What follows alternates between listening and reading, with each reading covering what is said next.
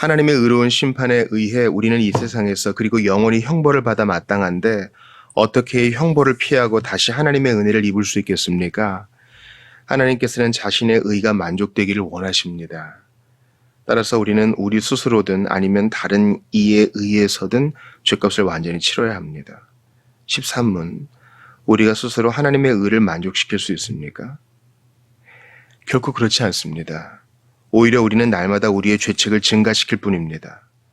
14문, 어떠한 피조물이라도 단지 피조물로서 우리를 대신하여 하나님의 의를 만족시킬 자가 있습니까? 하나도 없습니다. 첫째, 하나님께서는 인간의 죄책 때문에 다른 피조물을 형벌하기를 원치 않으십니다. 둘째, 어떠한 피조물이라도 단지 피조물로서는 죄에 대한 하나님의 영원한 진노의 짐을 감당할 수 없고 다른 피조물을 거기에서 구원할 수도 없습니다. 15문, 그렇다면 우리는 어떠한 중보자와 구원자를 찾아야 합니까? 참 인간이고 의로운 분이시나 동시에 참 하나님이고 모든 피조물보다 능력이 뛰어나신 분입니다. 12문부터 우리는 하이델베르크 교리문답의 2부에 들어서게 됩니다. 즉 우리의 구속에 대해서 공부하게 되는 것이죠. 제1부에서는 우리의 죄와 비참을 봤어요. 야, 죄와 비참 참 속상한 용어인데 이거 잘 공부했으니 이제 2부부터는 좀 밝은 내용이 이어지겠구나 했는데 웬걸요? 12문부터 15문의 내용을 보니까 결코 그렇지 않고 우리는 날마다 우리의 죄책을 증가시킨다고 전한 질문을 던져요. 아이고 좀 숨을 좀 쉬고 하나님의 은혜와 사랑 속에 첨벙첨벙 다닐까 했는데 오히려 더 우리의 죄와 비참의 상태를 공고하게 하는구나. 왜 그렇습니까? 어둠이 깊어야 빛이 밝아 보이는 것이고 우리의 갈망을 제대로 파악해야 비로소 음식, 참된 음료 대신 우리 그리스도께 갈 수 있는 것입니다. 그러니까 쉽게 단 거를 탁 내어주는 게 아니에요. 자, 12문 보면은요, 의로운 심판, 형벌이 나오고 어떻게 이것을 피해 하나님의 은혜를 입을 수 있느냐 했을 때 하나님의 의, 하나님 자신의 의라는 이 제5주일에서 계속 반복되는 중요한 키워드가 나와요. 하나님의 의가 만족되어야 우리가 형벌을 받지 않고 하나님의 의가 만족되어야 의로운 심판에서 벗어날 수 있다는 거예요. 여러분 우리가요 이 값싼 기독교를 얘기할 때 내가 회개하고 믿어서 예수를 믿었다. 이게 거의 정설이죠. 또 맞는 말이에요. 그런데 내가 회개하고 믿은 것은 도구적인 거예요. 즉 그 근본이 나에게 있는 것이 아닙니다. 루터가 말한 것처럼 우리의 의는요 거지가 내민 텅 빈 손입니다. 누가 여기다가 뭔가를 주어가지고 내가 한 끼를 먹을 수 있었다면 내가 이 텅 빈 손이 나한테 한 끼를 줬다. 이렇게만 얘기해서는 안 돼요. 왜냐면 어느 누군가가 아량 어린 마음으로 나한테 돈을 내어 주었기 때문에 내가 한 끼를 먹을 수 있었던 겁니다. 그러니까 나의 믿음과 회개는 하나님이 주신 선물이요 도구적인 것입니다. 근원적인 것은 하나님의 은혜인데 어떻게 이 하나님의 은혜가 내게 주어졌느냐? 즉 하나님의 의가 만족되었기 때문입니다. 따라서 우리는 우리 스스로든 아니면 다른 이에 의해서든 죄값을 완전히 치러야 합니다. 자, 하나님의 의란 것은요. 사람들이 직면하기 싫어하는 거예요. 아니 용서해주면 됐지 왜 또 의를 들이미느냐. 우리 지난 시간에 배웠죠. 하나님은 자비로우신 분이나 동시에 공의로운 분이시다. 왜냐하면 그 두 가지가 상충되거나 한 가지를 위해 다른 한 가지를 양보하게 되면 하나님의 속성이 무너져요. 그렇죠. 자, 이번만 용서해 줄게 하고 의를 타협한다면 그분은 공정하신 분이 아니죠. 온 우주 만물을 질서 있게 다스릴 수 없고 예외 조항을 만들어버리기 때문에 문제가 있는 것이에요. 동시에 공의로만 다 통치하신다면 남아있을 게 없겠죠. 이 사랑과 공의가 십자가에서 해결되었고 그리스도의 삶에서 해결되었다는 것을 기억해야 됩니다. 여러분 출애굽기 23장 7절 보면 나는 악인을 의롭다 하지 아니하겠노라. 또 요한일서 1장 보면 하나님은 빛이시니 그 안에는 어두움이 조금도 없다 그랬습니다. 하나님은 의로우신 분이세요. 하나님의 의라는 것은요, 먼저는 우리에게 하나님의 법을 지키라고 요구하시는 의고요. 하나님의 의라는 것은요, 그 법을 지킨 자를 형벌하시는 의고요. 하나님의 의는요, 또한 그렇게 부족한 자를 구원하시는 의이기도 해요. 그러니까 이 의가 만족되려면 첫 번째, 하나님의 법이 다 순종되어야 되고, 둘째, 그 법을 어긴 죄책이 마땅히 형벌로서 치러져야 됩니다. 그러니까 그리스도의 순종에서 적극적인 순종과 소극적인 순종을 우리가 나누거든요. 우리가 예수를 믿는다고 할 때 십자가에 달려 희생당하신 그리스도만 바라보는 경향이 있는데 그렇지 않고요. 그리스도의 전생애를 통해서 하나님의 법, 하나님의 말씀을 온전히 지키셔서 우리가 그리스도 안에 있을 때 하나님이 우리를 그 법을 다 지킨 자로 보아주신다는 이 개념이 상당히 중요합니다. 그리고 그리스도의 소극적인 순종은 십자가 희생으로 말미암아 내가 당할 죽음, 내가 당할 형벌을 그리스도께서 대신 받으셨다는 그 의미도 포함됩니다. 이 모든 것이 다 하나님의 의를 만족시키기 위한 그리스도의 순종입니다. 적극적, 소극적 순종이요. 당신의 생애를 통해 법을 온전히 지키셨고 십자가에서 우리가 받을 형벌을 대신 받으셔서 하나님의 의를 이루셨어요. 자, 13문 보겠습니다.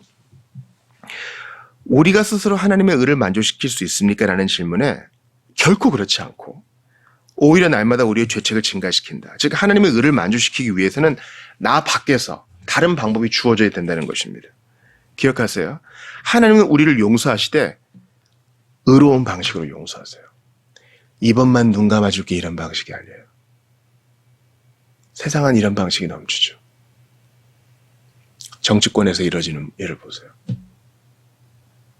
카르텔을 이루어서 자기 사람들 그냥 봐주고 그러잖아요. 가정을 보세요. 부모, 아무리 좋은 부모도 원칙을 허물어요. 우리는 다 팔이 안으로 굽기 때문에 나한테 엄청 관용적이거든요. 그러니까 이랬다가 저랬다가 하는 거예요. 하나님은 그렇지 않았어요. 14문에서는 그렇다면 다른 피조물이 우리를 대신해 하나님의 의를 만족시킬 수 있나라는 것에 하나도 없다 그래요. 그러니까 우리가 저지른 문제는 하나님의 의를 만족시키기 위해서 피조물로서 인간이 해결해야 되고 다른 피조물은 안 된다는 거예요. 왜냐하면 첫 번째, 인간의 죄식 때문에 다른 피조물을 형벌하기를 원치 않으신다. 그죠? 구약에도 나오죠. 아비의 죄는 아비가, 아들의 죄는 아들이. 그러니까 우리의 죄를 소나 양이나 비둘기가 대신 질 수 없는 거예요. 그것은 하나님이 구약시대 때 제사로 정하신 방법이지 그 동물들이 인간의 죄를 대신 질 수 없어요. 그렇다면 계속 반복할 이유가 없었겠죠. 계속 동물의 제사를 드린 이유는 그때 하나님께 나아가게 하기 위한 것입니다. 둘째, 어떠한 피조물이라도 단지 피조물로서는 죄에 대한 하나님의 영원한 진노의 짐을 감당할 수 없고 다른 피조물을 거기에서 구원할 수도 없습니다. 피조물 중에 천사라도 인간의 죄에 대한 하나님의 영원한 진노의 짐을 감당할 수 없어요. 그도 연약한 피조물이고 그는 사람이 아니잖아요. 죄를 지은 사람의 형벌을 대신 받기 위해서는 그 죄를 짊어질 이가 사람이어야 되고 하나님의 영원한 형벌을 받아야 하기 때문에 영원한 속성을 가진 신성이 있어야 돼요. 그러니까 이제 예수 그리스도에 대한 질문으로 넘어가게 되는 것이죠. 예수님만이 하나님의 의를 만족시켜 인간을 구원하실 유일한 자격을 갖추신 분이세요. 온전한 인간이셔서 우리의 죄를 용서하실 수 있으시고 대신 죽임당할 수 있으시고 죽어야 돼요. 두 번째, 온전한 하나님으로서 영원한 하나님의 형벌을 받으실 수 있어요. 그걸 감당하실 유일하신 분이세요. 여러분 제가 히브리서 2장 14, 17절을 읽어드릴게요. 자녀들은 혈육에 함께 속하였음에 그도 또한 한 모양으로 혈육에 함께 속하심은 사망으로 말미암아 사망의 세력을 잡은 자 곧 마귀를 없이 하시며 또 죽기를 무서워함으로 일생에 매여 종노릇하는 모든 자들을 놓아주려 하심이니 이는 실로 천사들을 붙들어 주려 하심이 아니요 오직 아브라함의 자손을 붙들어 주려 하심이라. 그러므로 저가 범사에 형제들과 같이 되심이 마땅하도다. 이는 하나님의 일에 자비하고 충성된 대제사장이 되어 백성의 죄를 구속하려 하심이라. 히브리서를 주신 하나님께 너무 감사해요. 자, 그가 한 모양으로 혈육에 함께 속하심. 한 모양으로 혈육에 함께 속하셨다는 말은 예수님이 우리와 같은 모습으로 인간의 몸을 입으셨다. 사람이 되셨다! 이런 말이에요. 또 끝절에도 나오죠. 범사의 형제들과 같이 되심이 마땅하도다. 백성의 죄를 구속하시려고. 왜요? 하나님의 진노의 형벌을 받아서 죽을 수 있어야 돼요. 그리고 영원한 형벌을 견딜 수도 있어야 돼요. 우리는 하나님께서 왜 그냥 말씀의 사면으로 죄를 용서하지 않으시고 굳이 독생자를 아들을 인간의 모습으로 오게 하셔서 그렇게 처참하게 죽이셔야만 됐는가에 대해 고찰해 볼 필요가 있어요. 그리고 여기에 대해서는 아이들이 우리보다 나아요. 훨씬 더 공정하게 묻거든요. 그러니까 가정 예배를 드리고 가정 경건회를 하고 또 아이들이 질문할 수 있는 환경을 만들고 또 실제로 아이들을 신앙으로 키워보면요. 제일 유익을 얻는 사람은 어른이에요. 어른. 이건 또 이렇게도 적용할 수 있어요. 교회가 계속 복음을 전해야 될 이유 중에 소극적인 이유 중 하나는 물론 가장 큰 이유는 하나님의 명령을 받들기 위해서죠. 단순히 그분이 명하셨기 때문에 우리는 복음 전하고 제자 삼아야 돼요. 근데 그게 교회 유익이 되는 이유는 한 가지 방편이 뭐냐면 기존의 신자들이 계속 자라가죠. 근데 새 신자가 와요. 새 신자는 모든 게 처음이잖아요. 그래서 아주 순수한 시각으로 공정한 마음으로 물어봐요. 이건 왜 그렇습니까? 그럴 때 굳어져 있던 신자들이 맞아 그런 게 있었지. 이게 리프레시가 돼요.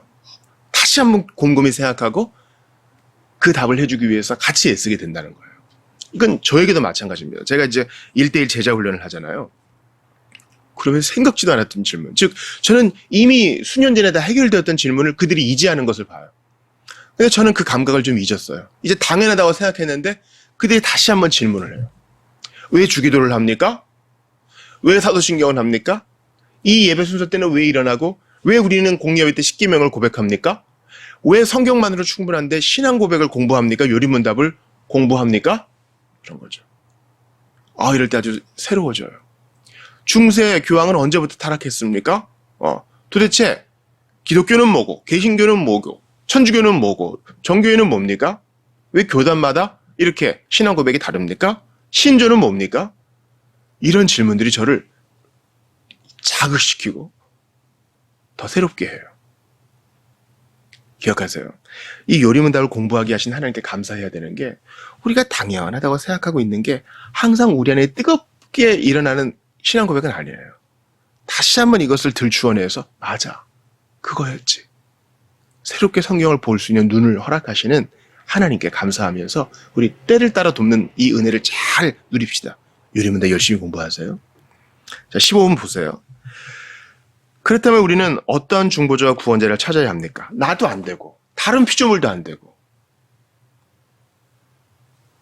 요구되는 자격, 영원한 형벌을 받기 위해 자격을 갖추어야 되고 또 우리와 같은 형편이어야 되는데 참 인간이고 의로운 분이시나 동시에 참 하나님이고 모든 피조물보다 능력이 뛰어나신 분입니다. 그러면서 이제 그리스도에 대한 문답으로 넘어갑니다.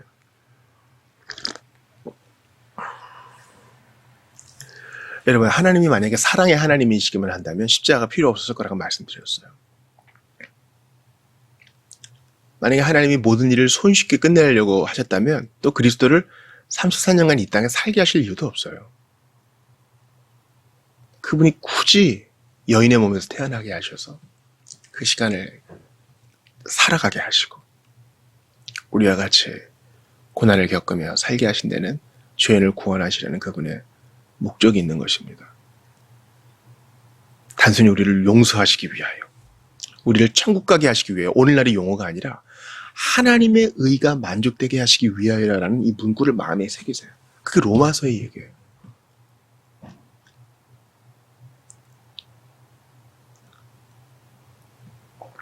그래서 이 불의에 대해서 하나님의 진노가 쏟아진다고 로마서에서 얘기하고 있지 않아요. 하나님은 의로우신 분이세요. 사랑하는 여러분, 이 의를 만족시키기 위하여 그리스도께서 오셨습니다. 구약의 제사, 피 흘리는 동물, 그 제물이 의미하는 바가 바로 그리스도셨어요. 그 제사를 집전하는 제사장이 의미하는 바가 예수님이셨어요. 그 성막이 의미하는 바가 바로 예수님이셨어요. 그러므로 그 주 예수 그리스도를 깊이 생각하고 묵상하고 바라보라는 것은 그저 넋놓고 그분만 그냥 환상 속에, 이미지 속에 그분을 가둬두란 말이 아니에요. 그분이 무슨 일을 하셨고, 그분의 적극적인 순종과 소극적인 순종은 무엇이고, 이것을 위해 2000년 동안 우리의 선배들이 공부해놓은 것을 같이 습득하는 것이 다 포함돼요. 그리스도를 바라보세요라는 게 그냥 이렇게 그냥 관상하라는 말이 아니에요. 그것은 적극적인 학습을 요구해요. 폭넓은 독서를 요구한다고요. 여러분 예수 믿으십니까? 그러면 공부하셔야 됩니다. 오늘 이 설교를 들으시는 분들 중에 예수 안 믿으시는 분들은 좀 부담스러우실 수도 있지만 일단 여러분은 믿으세요. 그리스도를 믿고 나 대신 하나님의 의를 만족시키기 위하여 사시고 죽으신 예수님을 믿으세요. 그리고 신자된 여러분들, 그리스도를 바라본다는 것은 이러한 그리스도께서 하신 일을 공부하는 것을 말이에요. 그러니까 직접적으로는 이 요리문답을 열심히 공부하고 관련 성구를 보면서 또 성경을 보면서 성경을 통독해 가면서 우리 선배들이 남겨놓은 훌륭한 또 문헌도 보고 그런 것입니다. 여러분, 우리가 이렇게 그리스도를 알려고 경주에 나갈 때 상이 있을 거예요. 단순히 뭐 기부금을 내고 땀내서 연탄을 나르고 이거 다 귀한 일이죠. 그러나 너 이 땅 사는 동안 내가 남겨놓은 좋은 선물들이 있는데 그것을 활용하여 얼마나 나를 알기에 힘썼느냐. 내가 너에게 분부한 바 모든 것을 가르치라 그랬는데 열심히 먼저 배운 후에 가르쳤느냐. 단순히 뭔가 써먹기 위해서가 아니라 나를 더 알기 위해서 나를 아는 지식에 충만히 거하였느냐 물어보실 것입니다. 얼마나 자료가 많아요. 근데 우리가 안 봐요. 성경도 잘 안 보고요. 우리는요 다시 한번 일어나야 됩니다. 오늘 중요한 그 신학 용어 중에 구속이라고 있어요. 구속이란 말은요 값을 치르고 구원한다는 뜻이에요. 형법에서 말하는 이 구속이 아니에요. 그러니까 우리는요 용어에서부터 교회의 역사와 교리의 정립과 우리의 적용에 이르기까지 정말 공부해야 돼요. 저는 그럼 복잡한 거 모르겠고 그냥 예수 믿고 천국 갈랍니다. 이건 하나님이 우리에게 충만히 요구하시는 바가 아니에요. 우리를 구원하시고 바로 천국 안 데려가시고 이 땅에 남게 하신 이유는 이러한 것들을 공부해 나가면서 이 뜨거움을 또 남에게 전하고 그렇게 교회를 세워가게 하시기 위함입니다. 그리스도를 아는 뜨거운 지식 가운데 거하시는 여러분 되시기를 주의 이름으로 축원합니다.